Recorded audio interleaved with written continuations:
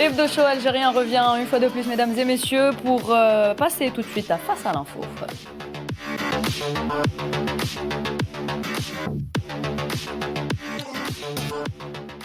Et pour Face à l'info, on a le plaisir d'avoir avec nous ce soir Monsieur Mahfoud Kaoubi, spécialiste de l'économie, expert économique et financier. Bonsoir. Bonsoir. Merci d'être avec nous ce soir. Alors on va continuer, mesdames et messieurs, à parler du Maroc et on va s'intéresser cette fois-ci à la fortune du roi du Maroc, Mohamed VI. C'est l'un donc des monarques les plus riches du monde. Dans la dernière évaluation de Forbes en 2015, son patrimoine atteignait déjà les 5,7 milliards de dollars après avoir doublé en un an. Et je suppose que maintenant en 2026, sa fortune a sans doute beaucoup augmenté, Badis. Alors, c'est même pas une richesse, c'est pas un patrimoine. C'est un accaparement de l'économie marocaine, tout simplement. Donc, le Maroc lui appartient. Et d'ailleurs, les Marocains sont des sujets de son Altesse. Donc, ce n'est pas une richesse, puisqu'elle est quasiment illimitée. Effectivement, le chiffre de 5,7 milliards, selon Forbes, en 2015, mais croyez-moi, depuis maintenant 11 ans, elle a doublé, voire quadruplé, pour ne pas dire.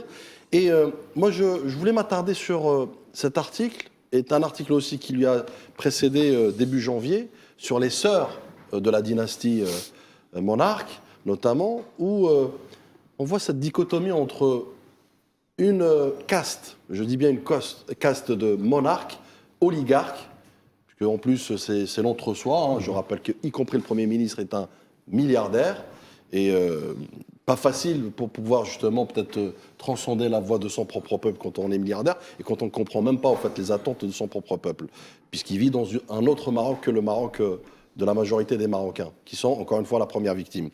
Moi je voulais m'attarder sur ces articles-là comme données factuelles et aussi pour les mapper, pour les transposer avec la réalité sociale du Maroc et notamment du peuple marocain.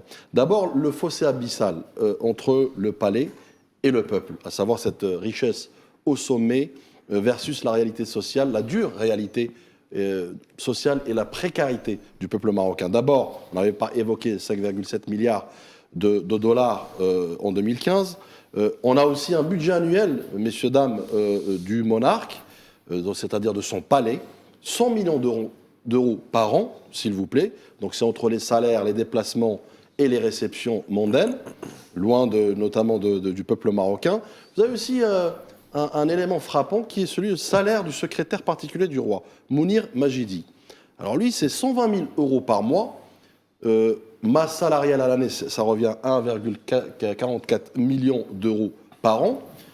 Un autre élément aussi frappant, mais vraiment pour le coup frappant, sur l'acquisition immobilière de la famille de la dynastie marocaine. En France, je parle qu'en France, puisque cet article est bien documenté sur notamment France et plus particulièrement la ville de Paris.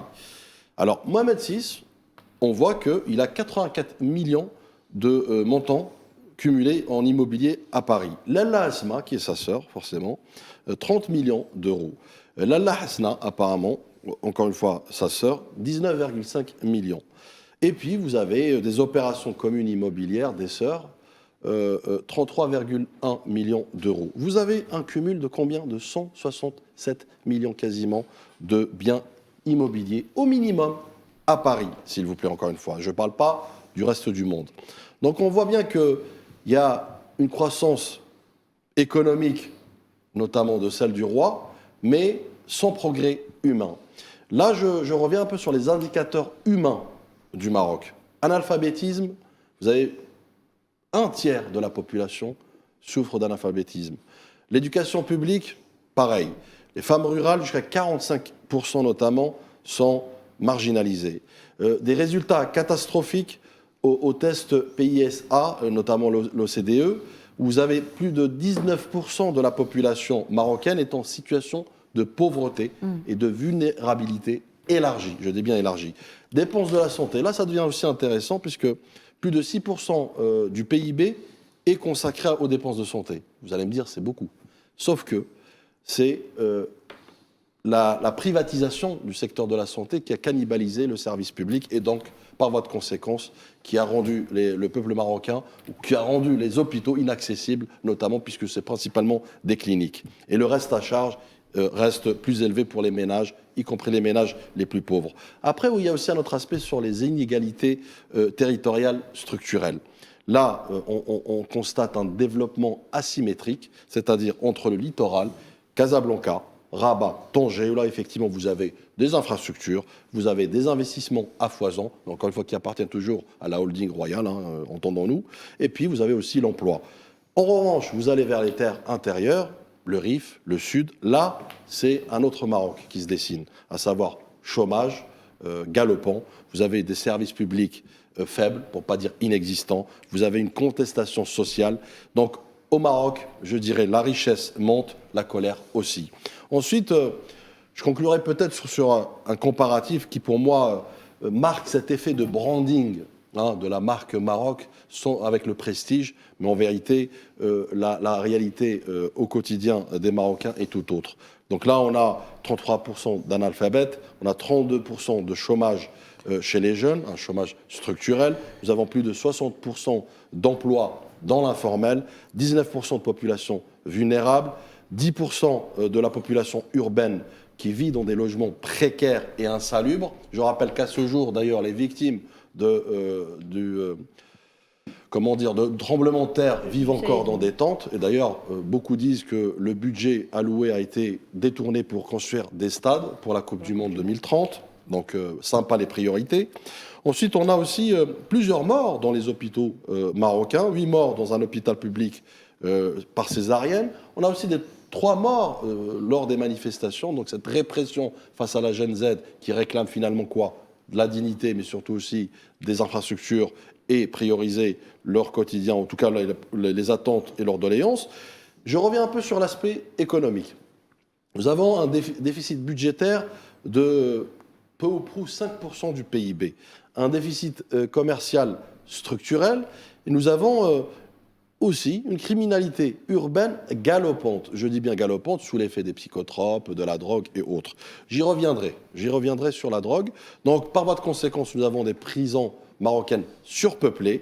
Et puis surtout aussi, nous avons la palme du meilleur producteur, ou premier producteur de cannabis. Donc là, écoutez bien, premier producteur mondial de résine de cannabis, donc la résine consommée en Europe. Vous savez à quelle échelle ? Il fournit 70 à 80% de cette consommation. Et 31 à 40% de la consommation mondiale. Donc autant vous dire que c'est une économie à part entière. Donc c'est un État narcotrafiquant. J'aimerais bien une descente, notamment des forces spéciales américaines. Production totale de la résine donc, de cannabis estimée aujourd'hui à plus de 2760 tonnes par an. Soit, si on la rend au cours, puisqu'il y a un cours, c'est vraiment une bourse du cannabis, si on la rend, c'est plus de 13,8 milliards d'euros de valeur économique brute. Vous savez, c'est quoi ? C'est l'équivalent du PIB de quoi ? De l'Islande, de Malte ou même du Monténégro, de tout un pays. Donc, et tout cela, bien évidemment, versus cette dynastie qui se pare justement de toutes les richesses du Maroc et qui capte finalement cette richesse qui est normalement destinée au petit peuple. Donc 166 millions d'euros d'immobilier parisien, 84 millions pour un seul hôtel particulier, s'il vous plaît, et 5,7 milliards de richesses, notamment de la dynastie, arrêtée bien évidemment en 2015. Mahfoud Kaoubi, les chiffres le démontrent. Badis ça nous a fait tout un exposé donc, sur ces chiffres économiques qui concernent le Maroc. Il existe un fossé abyssal finalement entre la monarchie marocaine et son peuple. Oui, tout à fait. Donc les chiffres sont éloquents. Badis vient de dresser un tableau qui est le plus objectif par rapport à ce que les indicateurs nous donnent comme information. Mais surtout, c'est les résultats, c'est la manifestation par les chiffres d'un concept qui est très présent en économie et qui s'appelle la piraterie économique. Une piraterie qui se manifeste par un accaparement et une privatisation de la richesse économique par un nombre limité de personnes ou de familles. Les statistiques aussi sont là pour attester que les 80% des richesses marocaines sont accaparés par 34 familles qui sont liées par des liens de sang et des liens d'intérêt. Donc, première manifestation, privatisation de la chose économique et sa soumission à des logiques purement sectaires. La deuxième des choses, c'est l'inégalité en matière de répartition. Les chiffres sont éloquents aussi, et donc, que ce soit sur le plan spatial, que ce soit sur le plan de la couverture des besoins sociaux, l'éducation, la santé, les infrastructures, les chiffres sont là aussi pour démontrer que ce concept est présent et l'institutionnalisation de la piraterie économique est présente dans le système économique marocain. Le roi Mohamed VI du Maroc, M. Kabi, tire sa richesse de la holding d'investissement, pour aller dans le sens de Bédis, qui s'appelle le MEDA. Alors les actifs de MEDA, c'est 17 milliards de dollars.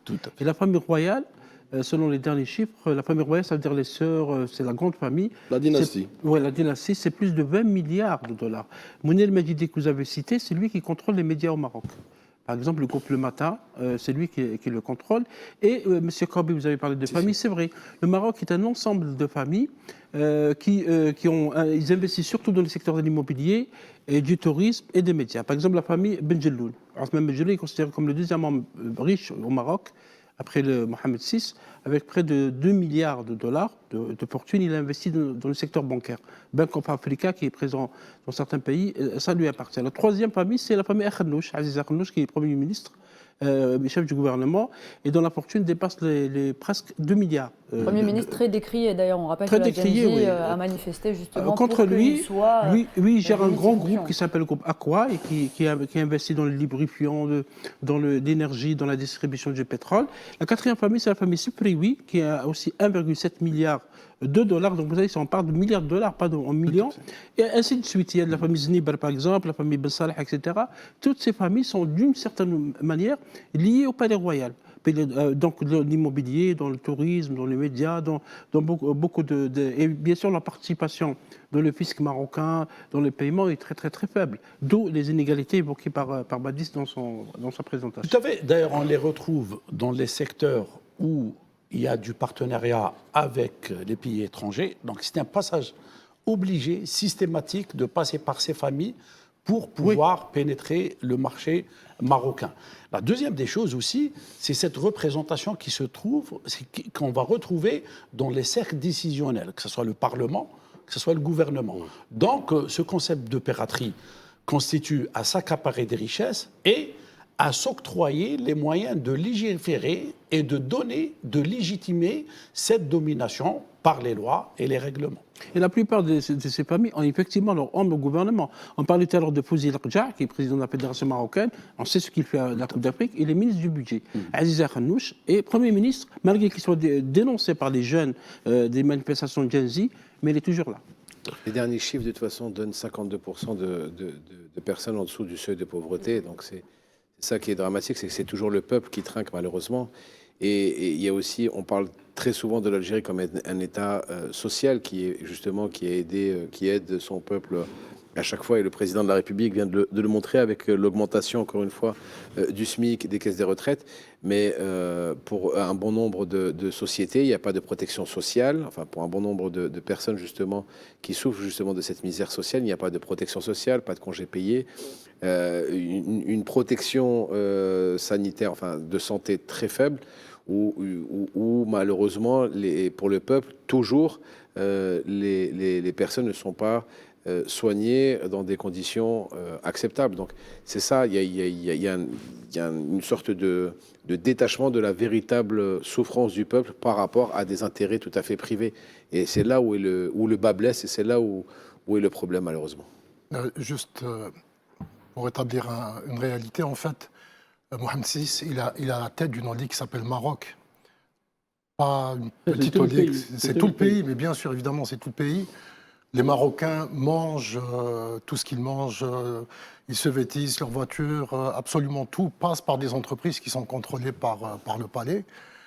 Comme on le disait aussi tout à l'heure, donc le Premier ministre qui contrôle donc une partie les gens se chauffent avec du gaz qui est distribué Aqua, le groupe Aqua. Voilà, le groupe Aqua. Donc, et il y a aussi un élément qui est très important, c'est qu'une partie de l'économie du Maroc est issue d'activités illégales, deux principalement. La première, donc, c'est le phosphate du Sahara occidental, donc qui est exploité de façon totalement illégale et qui est revendu sur le marché international. Et bien sûr, le cannabis. Alors, Bédis a cité le chiffre effectivement de 13 milliards de dollars. Alors, ça va jusqu'à 20 milliards de dollars, c'est-à-dire chaque année. Ça dépend bien sûr du prix du marché et puis de la production. Voilà. Et une grande partie va sur le marché européen, mais jusqu'au Moyen-Orient et voire même jusqu'en Asie. Donc, c'est une grande système de retraite aussi dans le privé qui n'existe pas. Ça aussi, c'est important à dire. Système de retraite dans le privé qui n'existe pas. Qui est basé sur des mécanismes... qui n'assurent pas justement la pérennité de la personne qui travaille. Mais qui rapportent de l'argent. Qui rapportent de l'argent à l'État. Qui rapportent de l'argent à l'État, exactement. Très bien, messieurs. Bah, c'est bon. Non, mais moi, je reviens à ce moment-là, puisqu'il y a de l'espace à occuper. Moi, j'occupe. Allez-y. Il n'y a pas de sujet. Non, mais cette économie informelle et surtout illégale permet aussi à la diplomatie pernicieuse du Maroc de faire de la diplomatie des valises. Ils ont des fonds, bien sûr, évidemment. Et on voit ce que ça donne dans la Coupe d'Afrique des Nations. Par exemple. Exactement. Et je reviens sur la notion de Mehdi tout à l'heure par rapport à la comparaison, même si comparaison n'est pas raison, entre l'Algérie et le Maroc. Vous avez un État protecteur versus un État prédateur. État social. Simplement. Est-ce qu'on peut dire aujourd'hui qu'on est loin de cet Eldorado que nous vendent justement ces médias occidentaux, que cherche à nous vendre le Maroc concrètement? On peut le dire aujourd'hui, Monsieur Kaoubi? Oui, en tous les cas, médiatiquement, il y a une volonté manifeste de présenter... Quand on regarde les médias étrangers, ils vendent le Maroc comme étant quelque chose... Oui, en tous les cas, c'est prouvé qu'il y a une volonté de présenter le Maroc comme une réussite, du moins dans certains secteurs d'activité. Mais cela provient d'une réelle alliance entre certaines capitales européennes qui ont voulu et essaient encore d'approfondir cette ambition de faire du Maroc une plateforme pour des activités délocalisées, justement par rapport à cet avantage compétitif dans une main-d'œuvre qui n'est pas chère, par rapport à une couverture sociale inexistante, par rapport au non-respect de lois de protection des droits des travailleurs, etc. Et ce qui fait que cet espace économique est nettement moins cher que celui européen. Oui. Et c'est dans ce sens qu'il y a cette volonté de présenter une image positive d'un Maroc qui réussit, notamment dans certains secteurs de l'industrie, l'automobile par exemple. L'allocation chômage, on l'a en Algérie. Elle n'existe pas. Elle n'existe nulle part ailleurs. L'appartement, le système de l'appartement, location, logement social. Logement social, ça n'existe pas. L'Algérie l'a fait, le président l'a fait, a encore rajouté, il me semble, 2 millions de logements supplémentaires pour le prochain quinquennat. Et il y a beaucoup d'autres choses. L'augmentation des caisses de retraite qu'il y a eu lieu il y a moins d'un mois, l'augmentation du SMIC qu'il y a eu lieu il y a moins d'un mois, l'augmentation je ne sais plus c'était quoi comme autre augmentation, enfin toujours dans le domaine social, l'État protecteur, comme l'a si bien dit Bédis, c'est l'argent du peuple va au peuple. C'est ça actuellement ce qui se passe en Algérie. Et on l'a encore dit tout à l'heure, tout est dirigé vers le peuple algérien. Et c'est ça justement la grande différence. Non, mais il m'a dit, parce que la répartition passe par les canaux qui sont le Parlement, le gouvernement, et quand il y a cette alliance entre un système prédateur et un système de gouvernance qui consacre justement cette logique de privatisation et de piraterie, et la conséquence, c'est que au niveau de la couverture sociale, il y a des distorsions extraordinaires. Donc, il n'est même pas question de penser à une couverture, à une allocation chômage. Quand la couverture, la représentation patronale n'est pas assurée, quand la couverture minimale en matière de droits sociaux n'est pas protégée, et puis à partir de là, les distorsions sont très, très criardes. Plus on s'enfonce dans le Maroc profond, plus on constate ce décalage entre justement cette image qu'on veut présenter et une réalité qui est cachée Et tout autre. au sens propre et figuré. Donc finalement, Mahfoud Kaoubi, le Maroc aujourd'hui cherche à vendre du rêve à ses voisins du Sahel. Il n'a pas les moyens de sa politique finalement. Justement, c'est le prolongement de cette volonté d'alliance entre certaines capitales européennes et le Maroc qui a une ambition d'avoir de la profondeur dans les pays africains. Dans le grand Ce qu'il faut affaire, rappeler- si vous permettez, rapidement, Badis. non, on parlait, pas perdre le fil, en fait. On parlait d'allocation chômage. Le peuple marocain ne connaît même pas le droit le plus élémentaire, à savoir droit à allocation sociale, que ce soit. D'ailleurs, je reviens sur le privé. Sur le privé, je parle sous votre contrôle, en Algérie, il est beaucoup plus structuré, encadré, avec des droits, des devoirs certes, mais surtout aussi une protection sociale. Le privé marocain, il n'y a pas de congé payé, il n'y a pas de jour chômé, il n'y a pas de retraite. C'est-à-dire que vous cotisez. Donc on est véritablement dans une approche de cannibaliser l'employeur pour l'exploiter comme nouvel esclavage, en fait, pour justement la holding Maroc. C'est le pays, parmi les pays les plus inégalitaires au monde, c'est les organisations internationales qui le disent, comme le Bureau international du travail. Monsieur Kaoubi, dans le grand atlas actuellement, et vous pouvez trouver des traces dans les médias, les gens sont en train de fondre la neige pour avoir de l'eau. Et depuis effectivement le 6 de 2023, les gens, parce que c'est le Grand Atlas qui a été tué, et le Moyen Atlas aussi, n'ont pas, les logements promis par le Palais Royal n'ont jamais été construits. Et Badis a raison, parce qu'une partie de l'argent est partie dans la construction des stades, et le Maroc va organiser la Coupe du Monde en 2030, avec les conditions qu'on voit avec la Coupe d'Afrique, on verra qu'est-ce que ça va donner en 2030. Donc les inégalités sont installées déjà depuis 1956, depuis l'indépendance de ce royaume, et on n'a jamais fait attention effectivement aux personnes vulnérables qui perdent aussi leur logement. Parce qu'en parenthèse, pour terminer, l'entité sioniste est en train d'occuper des logements de Marocains actuellement. Et tout le monde le dit. Un dernier mot. Oui, c'est tout le décalage entre une image qu'on veut vendre et une réalité qu'on veut cacher. Très bien, merci. Merci beaucoup. Merci d'avoir été avec nous ce soir. Mesdames et messieurs, on revient tout de suite pour la dernière partie d'Hebdo Show.